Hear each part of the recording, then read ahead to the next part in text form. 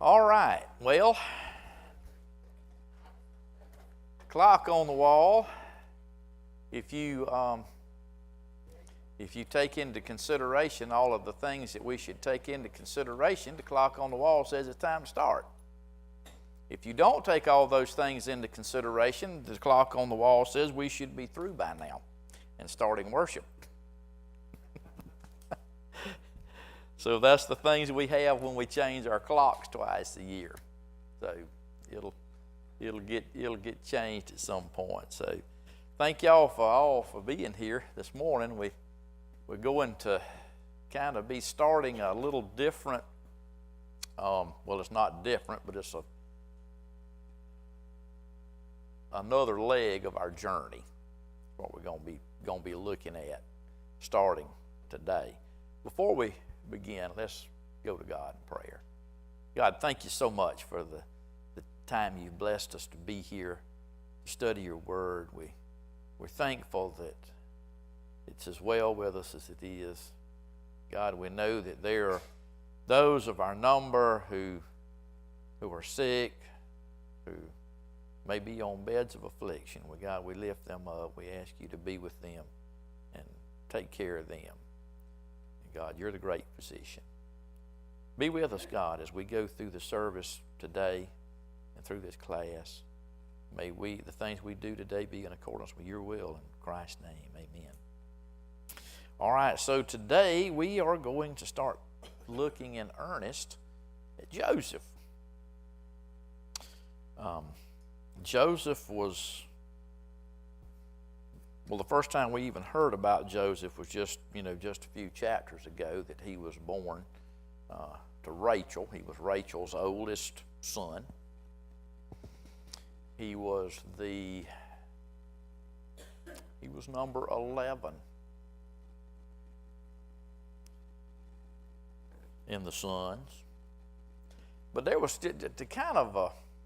but before we get all up into it, there's a couple of observations that I've made over the years, and one of those is Joseph, in my mind, is kind of an antitype, which means it's kind of similar to something else, and maybe even foreshadowing something else. And when I read about Joseph, and I read the things that happened to Joseph and what he did and the way that God used him, I think of that as kind of a foreshadowing of Jesus. Have y'all ever thought about that? We're not comparing him that he is Jesus. I don't want you to misunderstand that, not even in the least.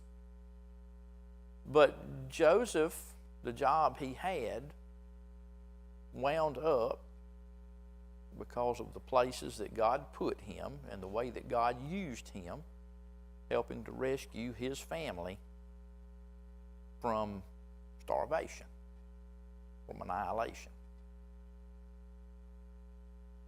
So I've always just kind of thought of him as kind of an antitype of that. Tony, do you have something? Okay. He was. In that way, he was like Christ our Savior.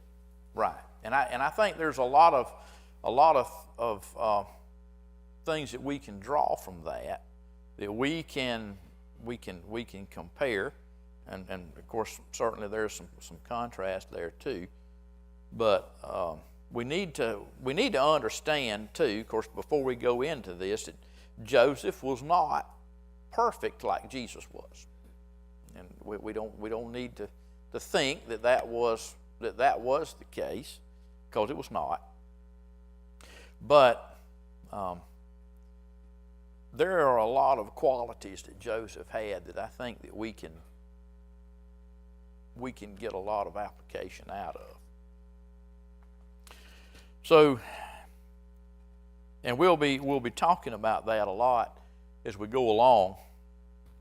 So we're in chapter 37 of Genesis now, and with the with just a little bit of exception, this is pretty much going to carry us through chapter 50. Next week we're going to look at something that Judah did. That's kind of going to be a break from Joseph, but well, I hope next week. We'll see. But anyway, depends on how much we talk about Joseph this week.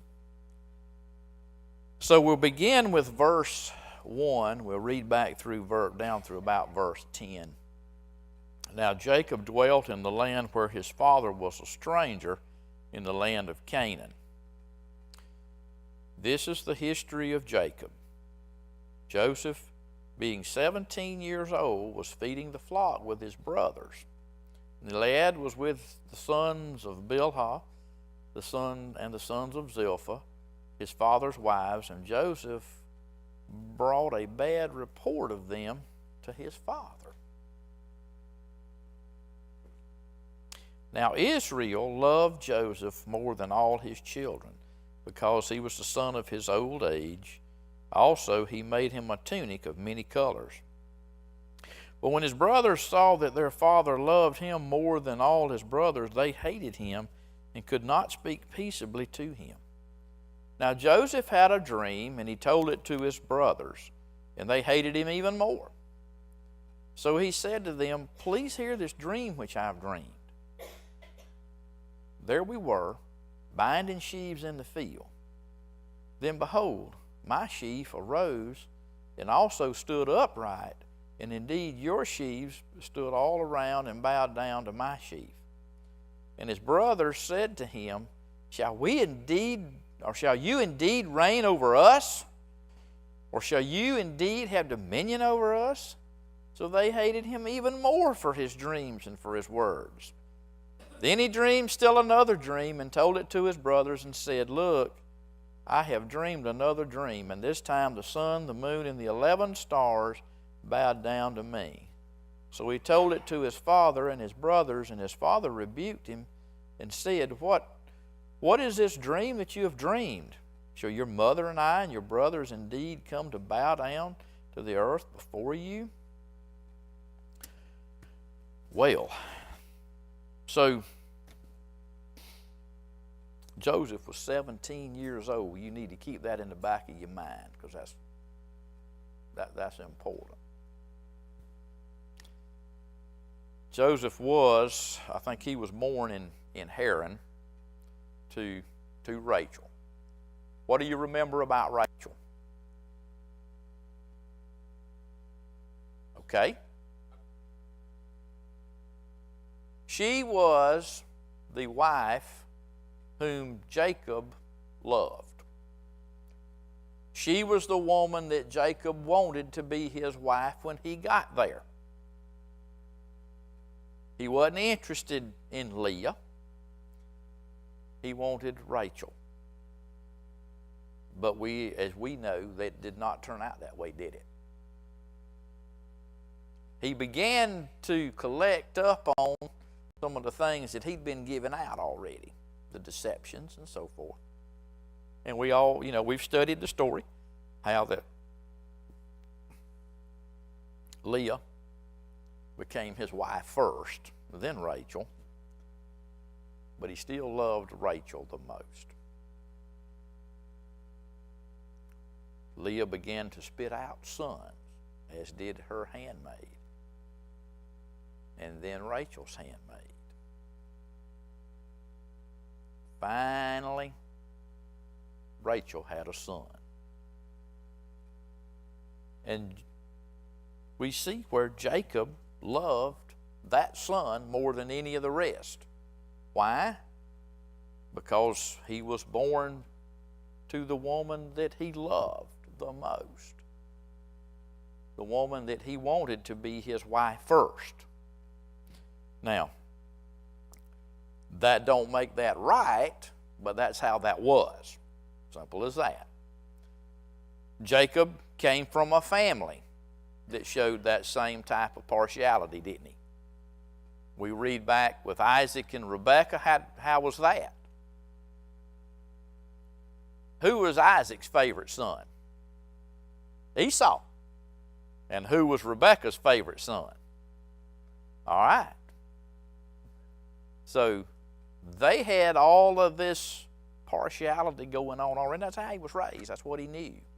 And he's going to show the same thing here.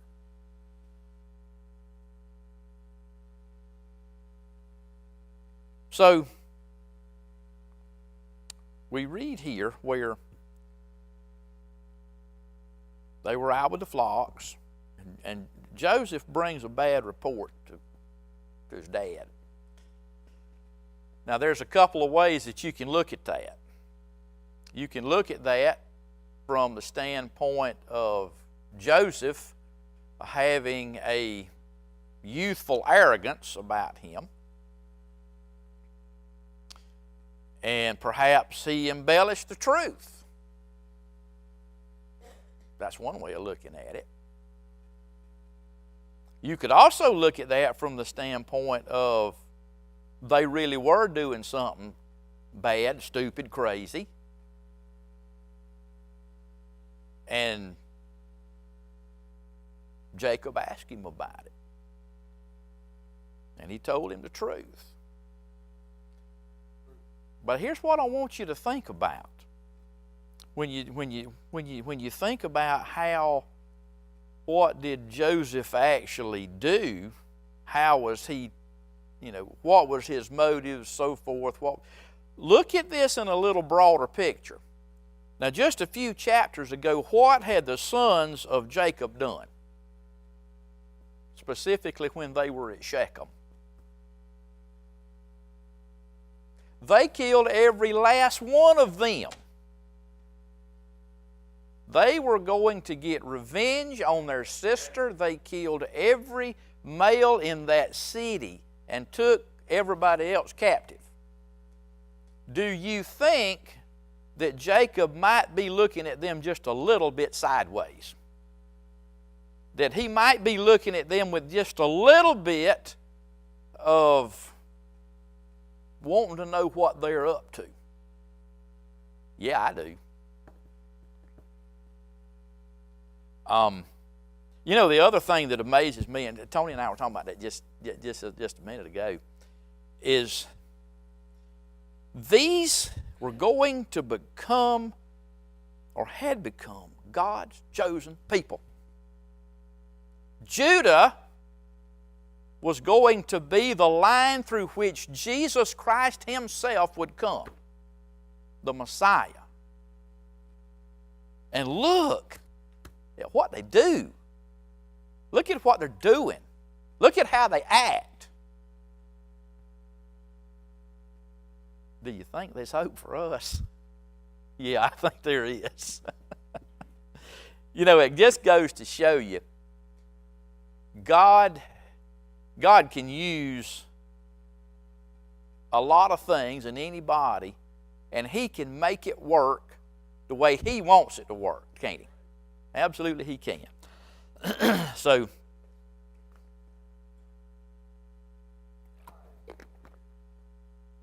He will. Yeah. And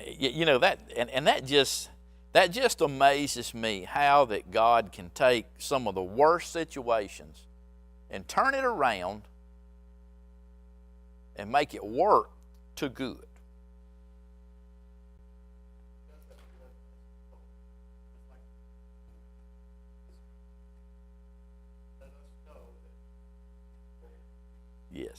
Yes. Sometimes we have to be reminded that He is in control of everything. Yeah, but we don't. We don't control anything. So, we see here, Israel loved Joseph more than all his children, because he was the son of his old age. He was the son of Rachel, the one that he loved more than anything. And so he made him a tunic of many colors. When we were little, we read the story of the coat of many colors, didn't we?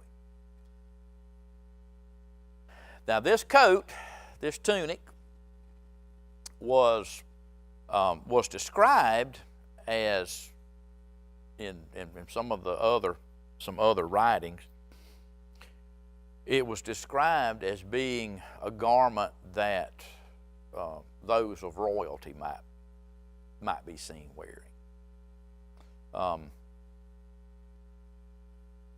It was a coat to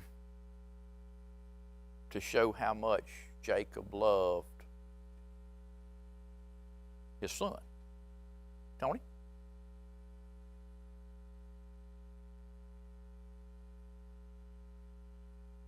And I never thought about the color of the coat.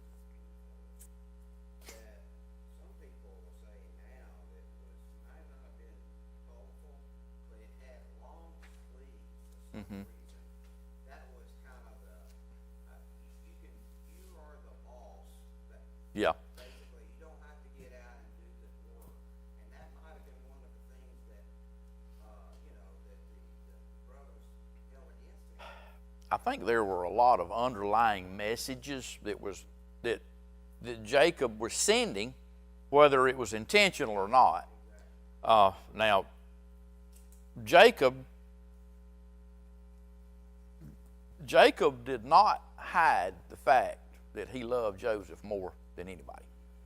He absolutely did not, and he would show that on a regular basis. And this is one example of that. But yeah, one of the writings that I read was that the fact that it had most of the time that those type garments were sleeveless, which would allow you to work, to do. But if you had a sleeved, especially a long sleeved garment, that you were not expected to really do much of any physical type of work. And even further, one of the things that I read, then this came from a tomb painting from the 19th century BC that pictured a company of Semitic people on their way to Egypt. They were dressed in long, colorful garments. However, the garments of both men and women were sleeveless. The exception to this attire was the male slaves whose upper torsos were completely bare. Now, where they came from in the central hill country of Israel, which was ancient Canaan, they would wear sleeves in the winter because it was prone to snow in upper elevations there as well. But the way the people dressed said a lot about their status. And I think Jacob was really adamant about elevating Joseph's status. Now keep in mind that Joseph was the firstborn son of Jacob's favorite wife. Now that's going to play in later on, but just keep that in the back of your mind when we start talking about blessings and birthrights and things of that nature. Diane?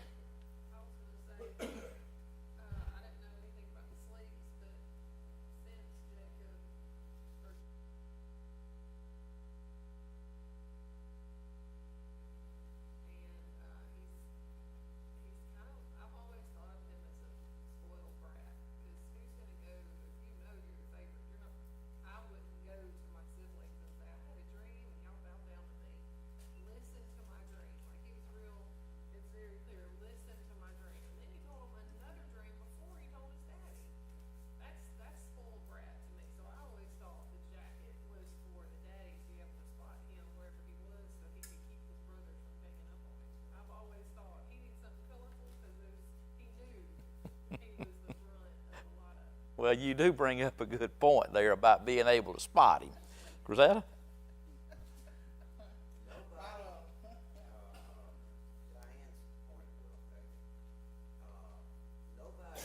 of the brothers asked, what kind of dream have you had? Yeah. He just told them. Yeah. Now, I mean, he didn't have to say anything about it, really, No, it was not. So here's kind of my take on the. Greta, you got something you want to? Okay. I was just gonna say in my little footnote here about the coat, it was called the vari-colored tunic. Yep. It was the Septuagint favored this translation of the Hebrew phrase used by Moses, although some preferred a long sleeve robe or an ornamental tunic. It marked the owner as the one of whom the father intended to be the future leader of the household, an honor normally given to the firstborn son. So, Now, Dale. Later on, we're going to see Joseph say to, you meant it for evil, but God meant it for good. Yep. So And all this ties into God had a it plan. it absolutely ties into God had a plan. It He had a does. plan. Now, what I'm going to say about the dreams. Now, there are several schools of thought on that, and some of the schools of thought are that he was a spoiled brat, that he was rubbing it in their face, all of the things. And my opinion is, if you look at it strictly at that passage and you don't look at anything else, you'll come away with that. But if you look at Joseph's life after he went into slavery, you see a different picture. You don't see a spoiled brat. You see a godly person. Yep. Amen. That's what you see. So, my opinion, again, is I really think that Joseph was perhaps sheltered. Perhaps Joseph was naive. I think that's it. I think you're right. And perhaps Joseph was really, he wondered about what these dreams meant. And he wanted to share that. So, what does this mean? That's my opinion. But, here's the thing. Even before the coat of many colors, the dreams, all the things, his brothers hated him. They despised him. They couldn't stand him. And it would not have mattered what he said. It wouldn't have mattered what question he asked. It wouldn't have mattered how he tried to reach out and treat them. They still hated him. Yep, that's right. Now that's truth. And that's why you just have to wonder. You're amazed at how God uses people. Really. It absolutely amazes me to see the level of hatred that these siblings had for their brother. It's beyond.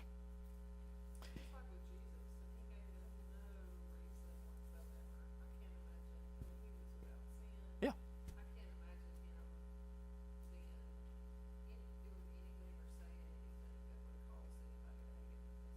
They still did.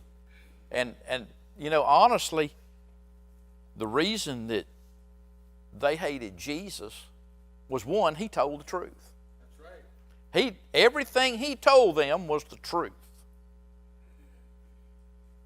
And it was different from what they wanted to hear. It was different from their custom and what they were used to. So it was like, we sometimes hate what we don't understand. Perhaps some of that was was in that.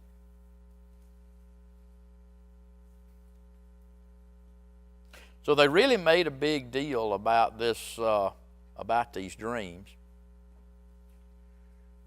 And, you know, think about this. You got, 17-year-old.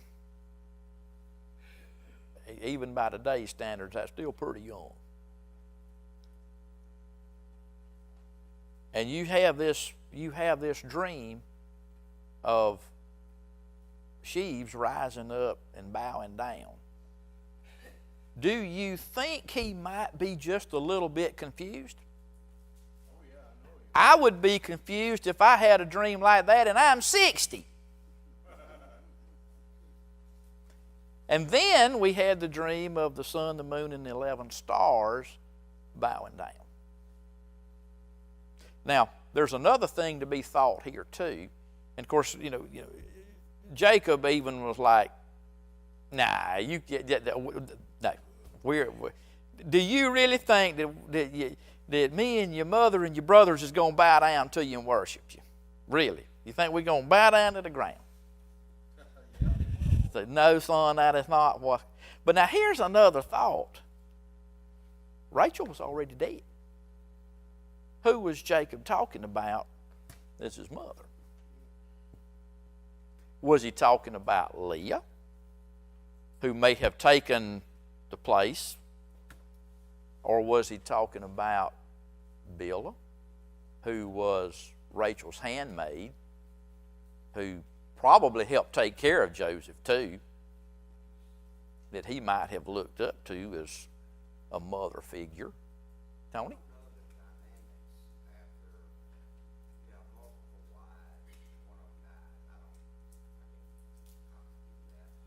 Well, I think we kind of go back to the previous chapter where Reuben went in and lay with Bilhah, and I think one of the thoughts there was that he was trying to help assure that his mother Leah was established as the number one. So possibly there. We don't really know what exactly that meant, but when we look at the big picture,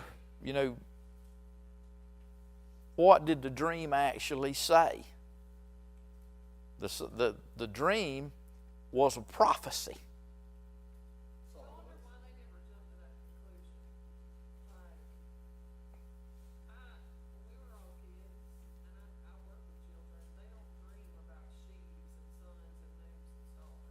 Well,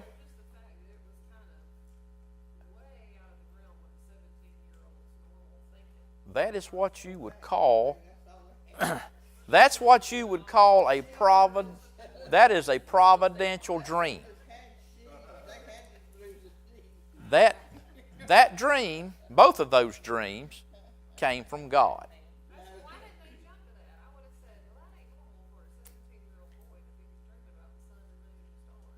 Let's flesh that a minute, because I'm glad you brought that point up, because that's that Dale. Think about his dream right now. Yeah. He's going to be interpreting dreams later on. Mm-hmm. He will be interpreting dreams later. He absolutely will. Actually, God will be giving him that to do. But here's the thing now. Let's look at those 10 sons. Now, when we read in earlier chapters, when we read about Jacob and marrying Leah, and we read about Laban, what is one of the central kind of things that we get out of that? Do we see some tinges of idolatry there? Do we see some things where Laban was an idolatrous man? Yeah, we do. Because look what happened when they got ready to leave. What did Rachel do? She stole her daddy's gods out of the house. Now, if that doesn't reek of idolatry, I don't know what does. Now my point here in that is that look how them boys was raised. They was raised in that.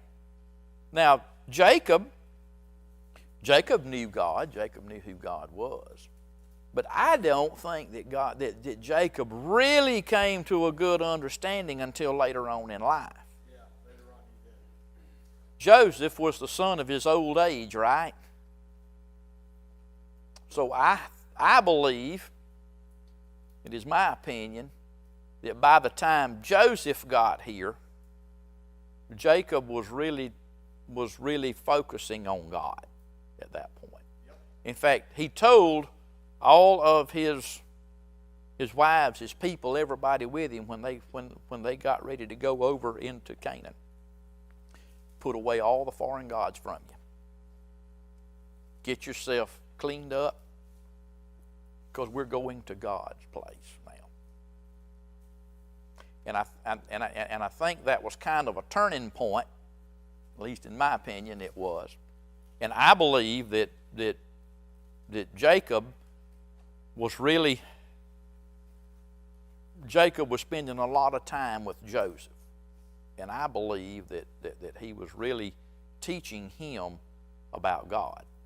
And the reason I think that is because we see how Joseph acts in later chapters.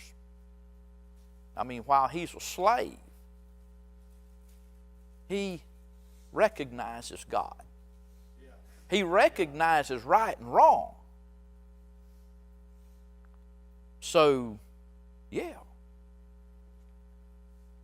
We got two whole different kinds of people here, don't we? Mm-hmm. We've got Jacob's older sons, which we can really kind of make inference that they were probably raised in an idolatrous type situation, to some extent at least. Oh, yeah. Maybe not totally, because Jacob did know God. But I just don't believe that he fully sought after God until a little bit later on. You know, it was kind of off and on. Maybe he was maybe lukewarm is a good way of describing that. What do you think of Jacob in his earlier years? Might that be a descriptive term, perhaps? I see a lot of thinking going on. Yeah, hedging his bets a little bit. Yeah. So, but I think the proof here is in the pudding. Proof's in the pudding.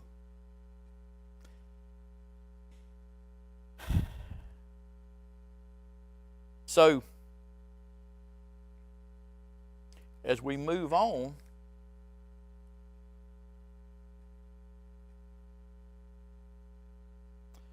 we see that Jacob, after these dreams, and Joseph telling about the dreams, and we see where in verse 11 that his brothers envied him.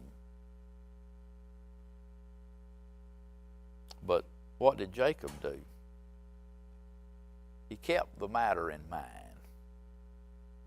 In other words, Jacob just kind of put it in the back of his mind like, I wonder what all this means. His brothers envied him. What does envy lead to? It don't lead to nothing good. You are absolutely right, Diane. It don't lead to nothing good. We know what it's going to lead to. Then his brothers went to feed their flock in Shechem. And Israel said to Joseph, "Are not your brothers feeding the flock in Shechem? Come, I will send you to them." So he said, "Here I am." And he said to him, "Please go and see if it's well with your brothers and well with the flocks, and bring back word to me." So he sent him out of the valley of Hebron, and he went to Shechem. Now a certain man found him, and there he was, wandering in the field. And the man asked him, saying, "What are you seeking?" So he said, I'm seeking my brothers. Please tell me where they're feeding their flocks. And the man said, they have departed from here, for I heard them say, let us go down to Dothan. So Joseph went after his brothers and found them in Dothan. So Jacob is going to send Joseph on a fact-finding mission, ain't he? He's going to send him to check up on his brothers. Why you reckon they needed to be checked on? They was pretty much probably all grown men by now. You know, we talked we talked about that. Well, he was going to work, but it wasn't going to be physical work.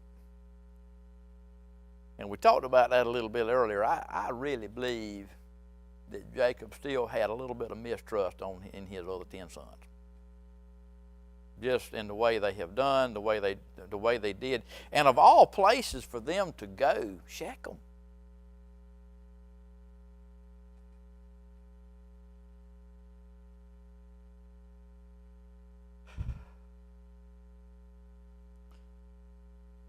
That wasn't uncommon, though. What did you remember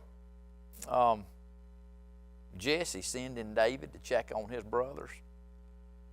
You know, and of course now they didn't hate him so bad that they wanted to kill him. But what did they say? What are you doing here? This is a war zone. You ain't got no business here. You need to go on. All you wanted to do was just look and see what you could see.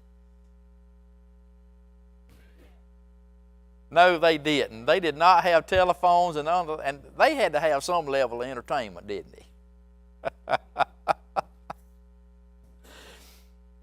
So,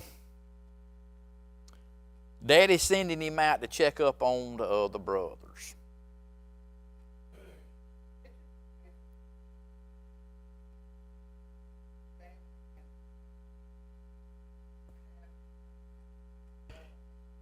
It is amazing that the family can be that dysfunctional and have that level of hatred.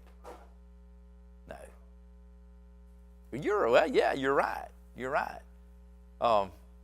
When you can lay every bit of that at the feet of Daddy.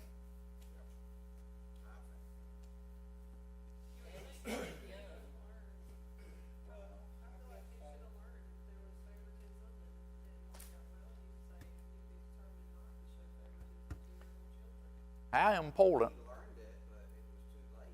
Yeah. He had already set the pattern, I think. And Jacob's already set himself up as being a very, very passive person. Look at the deal with Shechem. He should have absolutely come completely unglued on them. But did he know? Do what now? Say that again. Jacob's the one that actually came out holding. Yes. He was the second one, and he came out holding Esau's heel. Yes. And he was the one that was cursed to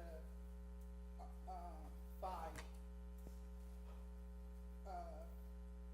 He was the one that was going to be the wild man.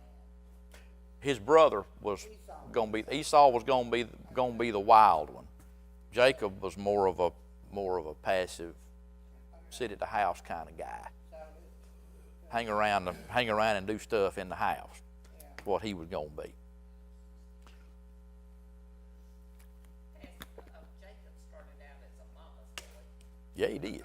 He did. You're absolutely right about that. He started out as a mama's boy. You're right. And sometimes I wonder if he got far off of that tree. So. But now here's something, you know, while we're talking about this trip that Joseph made and he's going. So this is really weird to me.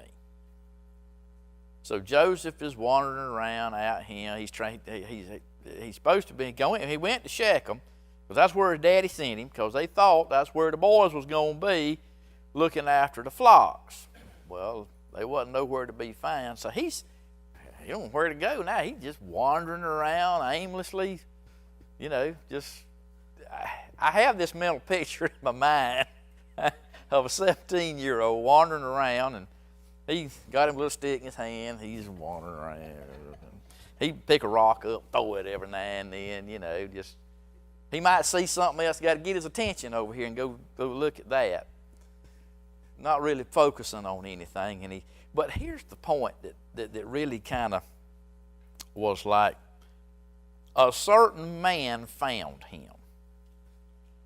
Now that's pretty Pretty vague. that's pretty vague, isn't it? It really is pretty vague. So, and it's pretty random too, don't you think? This just this random dude found him in a field. So what is that? What is up with that? And so he's like, "What you looking for?" "Well, I'm looking for my brothers." Now, here's the second part of that that's weird. That one man knew. That he knew who his brothers was. He didn't. There wasn't any questions or like, "Well, who are your brothers? Describe them to me. I might can tell you where they went." No, none of that went on. So,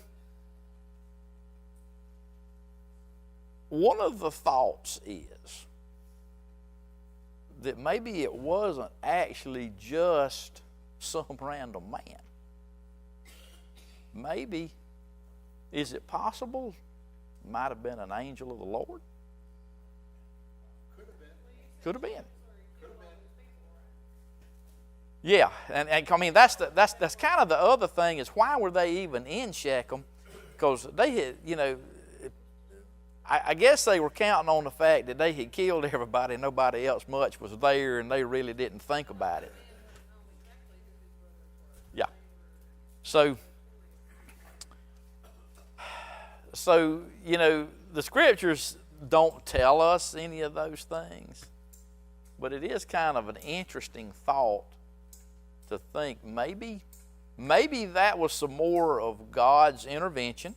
Maybe that was some more of God's providence saying, you know, sending his angel. Could be. I don't know. I'm not going to stand here and tell you scripturally absolutely it was. But that is a thought, and I had never thought about that before, that might be. I mean, it was just kind of, you read that just kind of like a passing thing, sort of. But then when you think about that, is, well, who was this random guy? Don't know. So they went down to, he said that they went down to Dothan. I don't know if that was anywhere near Dothan, Alabama, or I don't know where, but, you know, probably not. But it was Dothan anyway. So,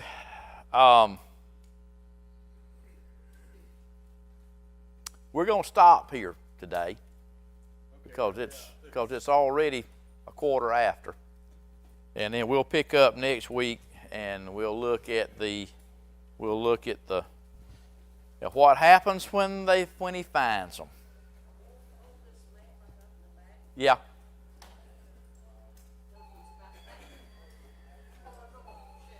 Yeah, it's only just a few miles really north of there.